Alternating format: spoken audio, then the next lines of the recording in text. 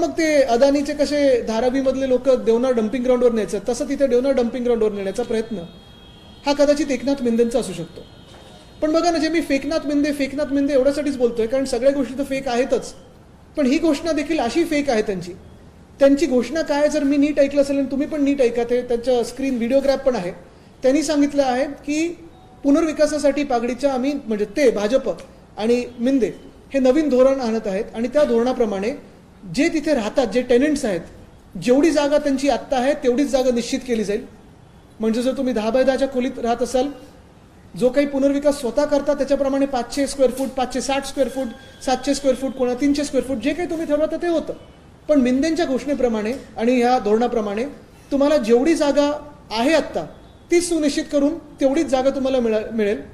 पण जागा मालकांनी अधिक ठिकाणी आपण पाहाल, जास्ती करून ठिकाणी जागा मालकांची आता जे काही राईट्स आहेत ते बिल्डरांनी घेतलेत, त्यांना वाढीव FSI मिळणार, TDR मिळणार, अजून कॉम्पेन्सेटरी काहीतरी मिळणार, इन्सेंटिव्ह मिळणार, बेनिफिट मिळणार.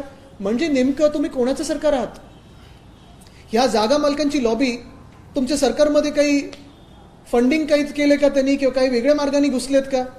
बिल्डरांची लॉबी जी असेल, मी नेहमी सांगतो की हे सरकार भाजपचं जे आहे ते बिल्डर जनता पार्टी आहे, ते भारतीय जनता पार्टी नाहीच आहे. आणि खरोखर तुम्ही पाहाल की सगळ्या ज्या घोषणा आहेत ते बिल्डरांसाठी केलेल्या आहेत. तर ही पागडीची घोषणा, आणि आज आपल्याच माध्यमातून सगळ्या पागडीमध्ये राहणाऱ्या मुंबईकरांना मी विनंती करत आहे की हे जे काही पागडी मुक्त मुंबई जे बोलत आहेत, मिंदे बोलत असतील, भाजप बोलत असतील, फसवी घोषणा आहे, बळी पडू नका आणि जे सत्य आहे ते जाणून घ्या. त्यांना तुम्हाला मुंबईतून बाहेर काढून टाकायचं आहे. ही खरी गोष्ट आहे आणि खरी परिस्थिती आहे. दुसरी जी काही बातमी मी तिथे असताना पाहिली, कारण ही परत मागणी आमची सतत राहिलेली आहे, जी आमची मागणी आहे ती हीच आहे की 2 गोष्टी ह्याच्यात.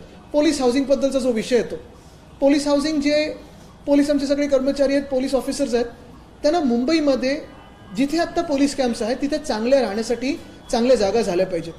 महाविकास आघाडी सरकार पडण्याच्या आधी जे मार्चमध्ये अधिवेशन झालं त्याच्यात आम्ही 650 कोटी मला वाटतं हे पोलीस हाऊसिंगसाठी वेगळे काढून ठेवले होते.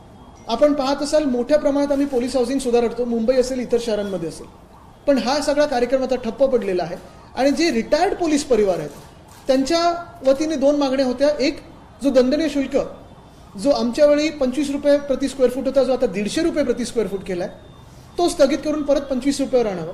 आणि दुसरं म्हणजे रिटायर्ड पोलीस कर्मचाऱ्यांना किंवा परिवारांना तुम्ही मुंबईमध्येच, मुंबई MMR क्षेत्र नाही, मुंबईमध्ये, मुंबई शहरामध्येच तिथे त्याच कॅम्पामध्ये किंवा आजूबाजूला कुठेतरी जागा निर्माण करून त्यांना PM आवास योजना असेल किंवा अशा काही धर्तीवर त्यांना जागा उपलब्ध करून द्या किंवा सोसायटी बनवण्याचा प्रयत्न करा.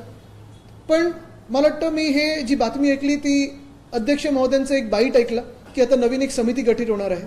पण पुन्हा एकदा मी सर्वच पोलीस कर्मचाऱ्यांना आणि पोलीस परिवारांना विनंती करत आहे की ज्यांच्या कोणाची इच्छा असेल मुंबईत घर मिळवण्याची किंवा चांगलं घर प्राप्त करण्याची, ह्या घोषणेला बळी पडू नका, फसवून जाऊ नका.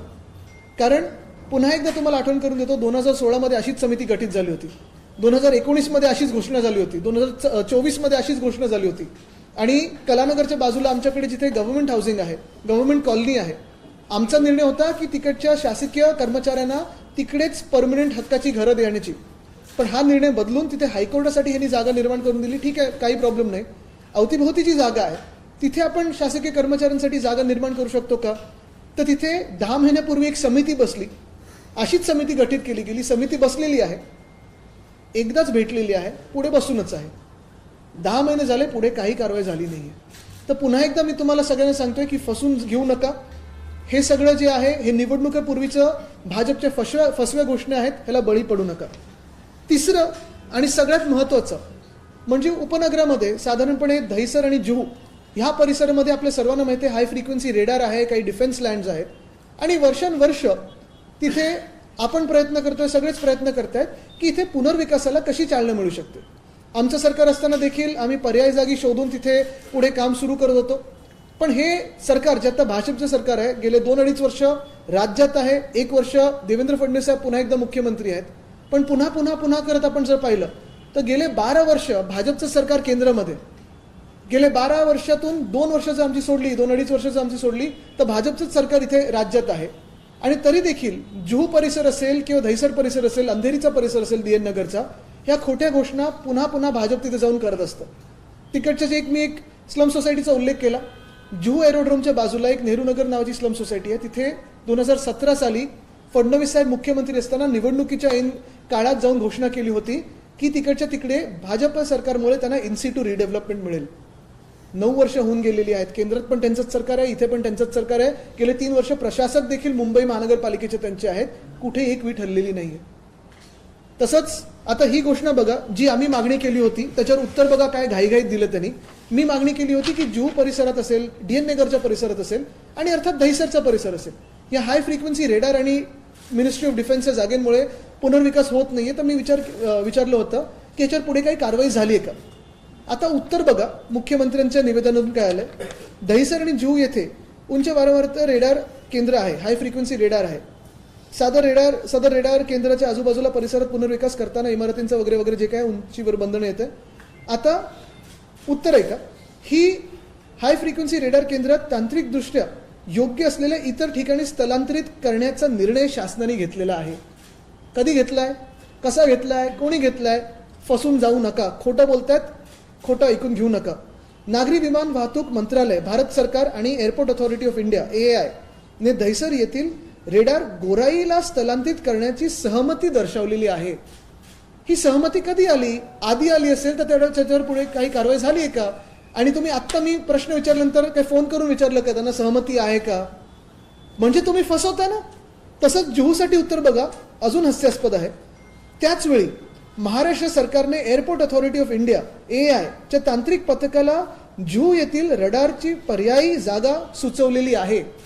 कुठची जागा सुचवलेली आहे, पर्यायी जागा म्हणजे कुठची, हे जर आम्हाला स्पष्ट करून सांगा.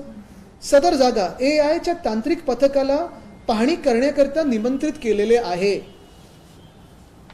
पाहणी करण्याकरता निमंत्रित केले. कधी निमंत्रण पाठवलं तुम्ही, कधी त्यांना बोलवलं, काय तारखेला पाठवलं. बरं, पर्यायी जागा जर असेल तर तुमच्या कॅबिनेटमध्ये मंजुरी असेल किंवा केंद्राच्या कॅबिनेटमध्ये मंजुरी असेल, काहीतरी दाखले असायला पाहिजेत. एकदा हा तांत्रिक अभ्यास पूर्ण झाला आणि पर्यायी जागा निवडली गेली की जुहू येथील उच्च वारंवारता रेडार केंद्र स्थलांतरित करण्याची मंजुरी प्रक्रिया सुरू होईल.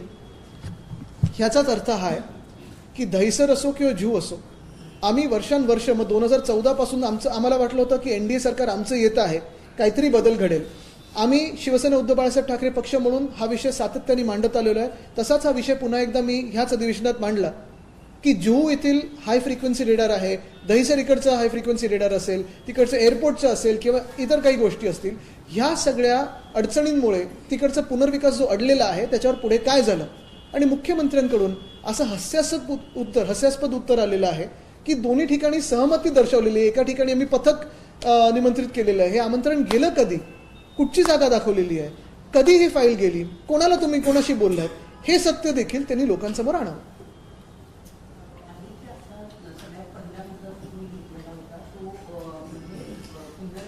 पागडी सिस्टमच्या संदर्भात, परंतु मध्यंतरी या सगळ्या इमारती आहेत यांची विभागणी करून काही म्हाडाला, काही MMRDA ला विकसित करण्यासाठी दिलंय. BMCचा मुद्दा सांगायचा झाला तर त्यातून BMCला उत्पन्न मिळेल असं सुद्धा सांगण्यात आलेलं होतं. ती विभागणी आधीच झालेली. तुम्ही बोलताना असं म्हणालात की म्हाडाला ती संपूर्ण जबाबदारी देण्यात यावी, पण ते नाही.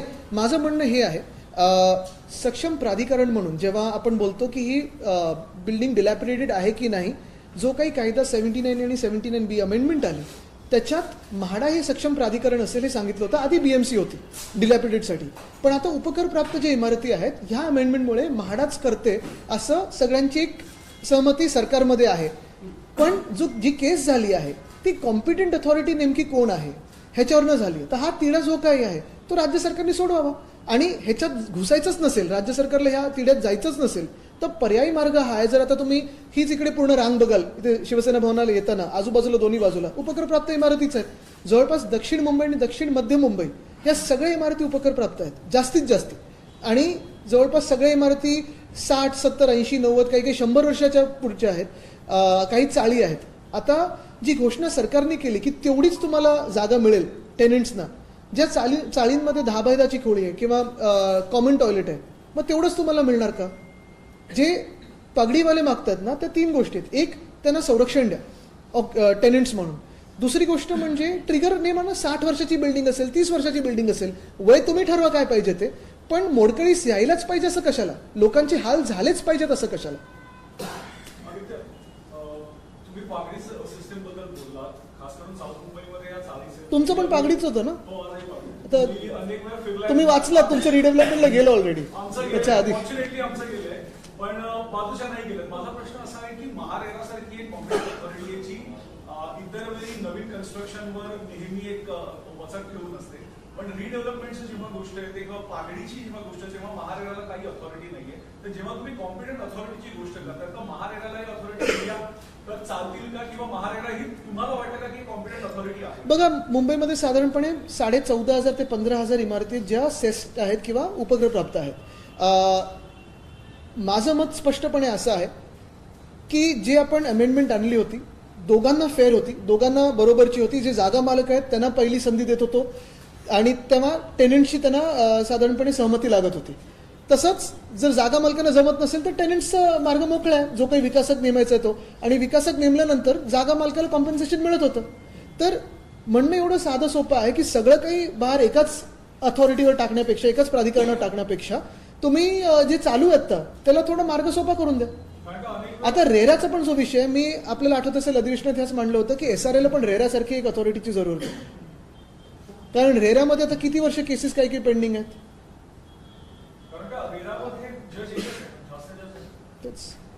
आदित्य, ये भी बताइए कि अभी चुनाव भी अनाउंस हो सकते हैं और इसको लेकर के बीजेपी ने कई सारी चीज़ों का अनाउंसमेंट किया, एक पगड़ी सिस्टम का.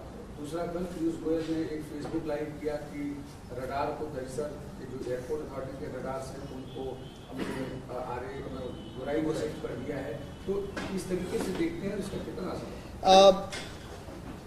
लगभग 4 बजे भी प्रेस कॉन्फ्रेंस हो ही जाएगी चुनाव आयोग की, और उसी चुनाव आयोग के घोषणा के पहले जो अभी सत्र हुआ, अधिवेशन हुआ महाराष्ट्र असेंबली का, उसमें हमने काफ़ी सारे मांगे की थी. और ये मांगे अभी की नहीं है, कई सारी ऐसी मांगी थी जो हम अपने कार्यकाल में काम करते आए हैं. उन्हें स्थगिति मिली अभी इस सरकार के दौरान, और अभी सरकार की आंखें खुली है. लेकिन एक ही बात है, मैं यही कहना चाहता हूँ कि काफ़ी सारी जो घोषणाएं की है भाजपा सरकार ने, जैसे राज्य सरकार के चुनाव के पहले उन्होंने घोषणा की थी कि लाड़की बहन इस योजना में 2,500 से ज़्यादा बढ़ाकर वो 2,100 रुपये देने वाले थे. अभी तक वो घोषणा वैसे ही रही है, पेपर पे ही रही है, उनके चुनाव पत्र में रही है, आगे कुछ हुआ नहीं है. दूसरी घोषणा उन्होंने की थी किसानों को कर्जा मुक्त करेंगे. 1 साल हुआ है अभी लगभग ये सरकार बन के, 1 साल से थोड़ा ज़्यादा. किसानों पे बहुत सारी, अगर आप देखें तो आपत्ति आई है. फिर कभी बारिश हो, कभी कुछ और हो, लेकिन किसानों को कर्जा मुक्त तो छोड़ो, मदद भी नहीं मिली. और ऐसी अभी घोषणाओं की बारिश शहरों में कर रहे हैं. भाजपा ने जो कल परसों में कई घोषणाएं की थी, पहली घोषणा जो उन्होंने की है वो पागड़ी की. हमारी मांग, और जो उस पागड़ी में रहते हैं उनकी मांग स्पष्ट है. पहली चीज उन्होंने कही है कि सब जो लोग, जो टेनेंट रहते हैं पागड़ी के इमारतों में, फिर सेस प्रॉपर्टीज हो या पागड़ी हो, उसमें सारे इन टेनेंट्स को लीगल प्रोटेक्शन दिया जाए, ऑक्यूपेंट्स करके घोषित किया जाए, और उनको जो प्रोटेक्शन मिलना चाहिए वो जरूरी है, वो मिल जाए. दूसरी बात, सक्षम प्राधिकरण ये कौन है, कॉम्पिटेंट अथॉरिटी कौन है, ये सरकार स्पष्ट करे कोर्ट में, ताकि कोर्ट में जो मामला चल रहा है वो वहीं रुक जाए. तीसरी बात, आपकी बिल्डिंग डिलैपिडेटेड हो या ना हो, खराब हो या ना हो, मेरा ये मानना है और मेरा सुझाव सरकार को मैंने जो दिया अधिवेशन में यही है कि आप एक ट्रिगर बिठाए कि ये बिल्डिंग 30 साल की है, 50 साल की है, 60 साल की है. इस उम्र में जो बिल्डिंग आती है उन्हें आपकी बिल्डिंग खराब हो या ना हो, रीडेवलपमेंट का एक अधिकार मिल जाता है. पहले 6 महीने जो लैंडलॉर्ड है उनको, और फिर बाद में के 6 महीने अगर लैंडलॉर्ड ना कर पाए तो टेनेंट्स को मिल जाना चाहिए.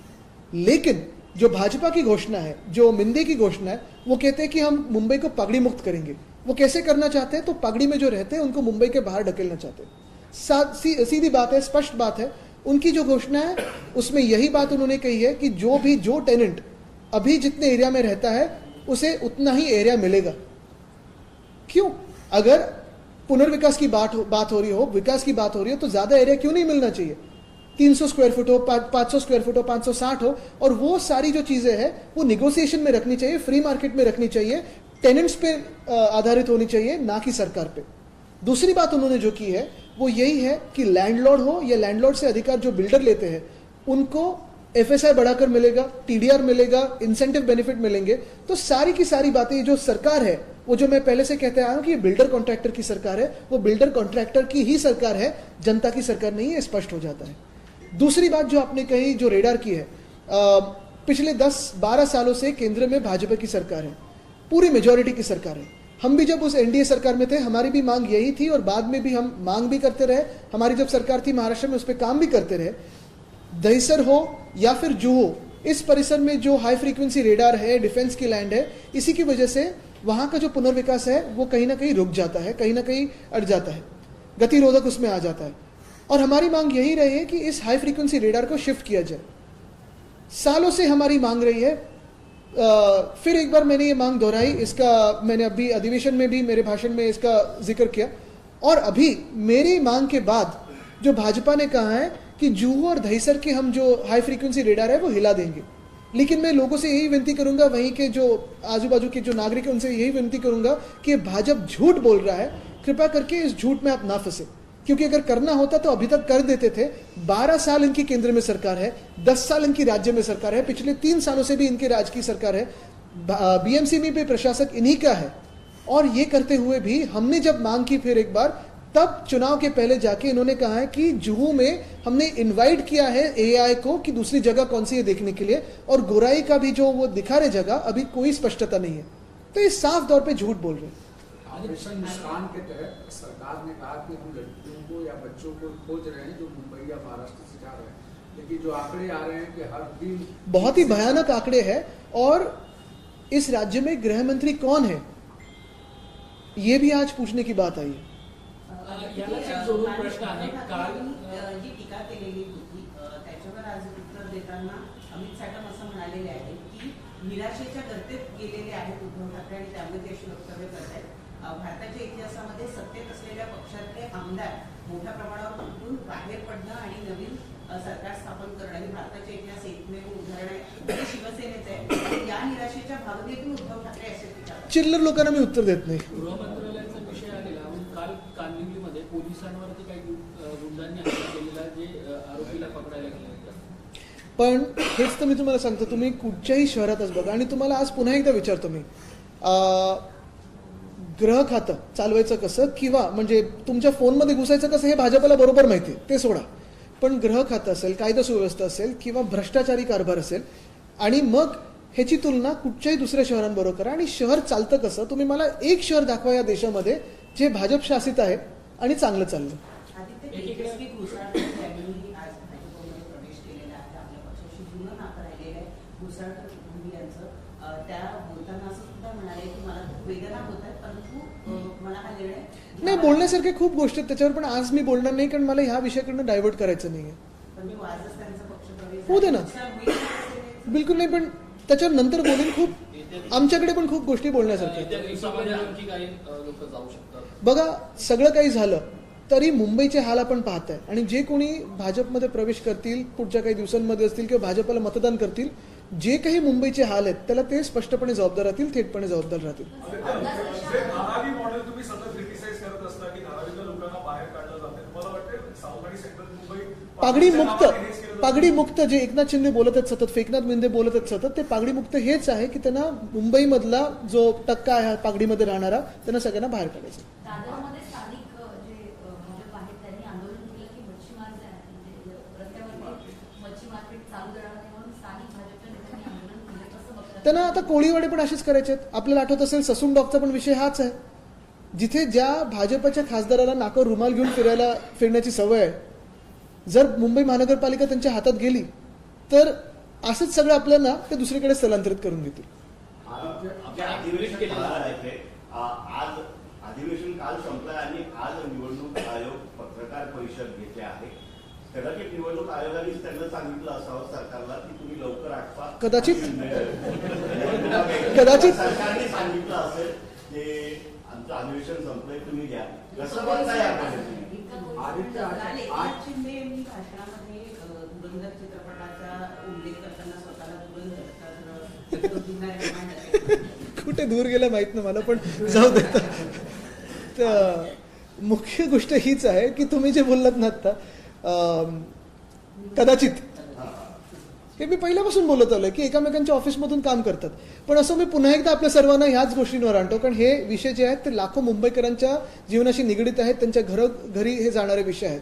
आणि म्हणून मी आपल्याला एवढंच आवाहन करीन की कोणी ह्या फसव्या ज्या काही घोषणा आहेत भाजपच्या त्याला बळी पडू नका. आज निवडणूक जाहीर होईल तर आता मतदार याद्या अजून आलेल्या आहेत. तुम्ही ट्विट सुद्धा केलेलं आहे. जाहिरात मी पहिलेच बोललो ना ते. तर काहीच तास बाकी आहेत.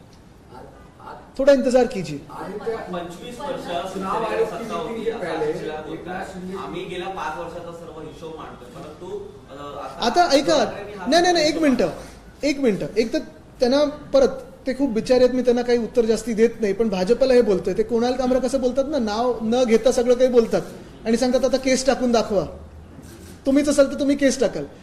25 वर्ष जेव्हा आम्ही सत्तेत होतो, 20 वर्ष त्याच्यातून भाजप आमच्या सोबत होती. म्हणजे तुमचं म्हणणं आहे का की आम्ही चांगलं काम केलं नाही? जर चांगलं काम केलं नसेल तुम्ही आमच्यासोबत का होतात? उपमहापौर पद असेल, मग कुठचे BSTचं असेल, इम्प्रूव्हमेंटचं असेल, ही पदं कोणी भूषवली होती? आणि जर आम्ही वाईट काम केलं असेल मग आमच्यासोबत का होतात? चांगलं काम करत नसू तर आम्हाला सोडून का गेला नाहीत तुम्ही?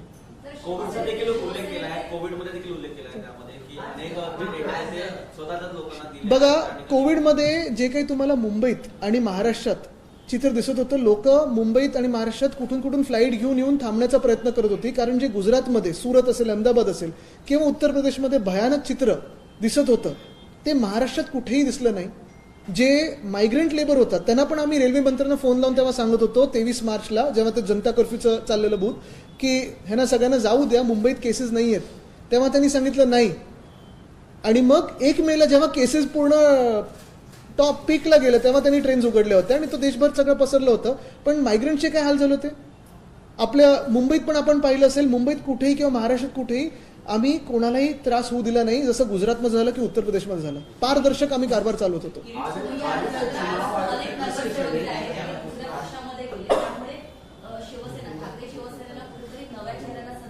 आपण प्रत्येक निवडणूक जर पाहाल, मग 1997 असेल, 2002 असेल, 2007 असेल, 2012 असेल, 2017 असेल, जास्तीत जास्ती महिलांना संधी ही शिवसेनेतून मिळालेली आहे. जास्तीत जास्ती नवीन चेहऱ्यांना संधी ही शिवसेनेतून मिळालेली आहे. तर एक नक्की आहे की मुंबईचा विश्वास हा एका व्यक्तीवर आहे, उद्धव बाळासाहेब ठाकरे.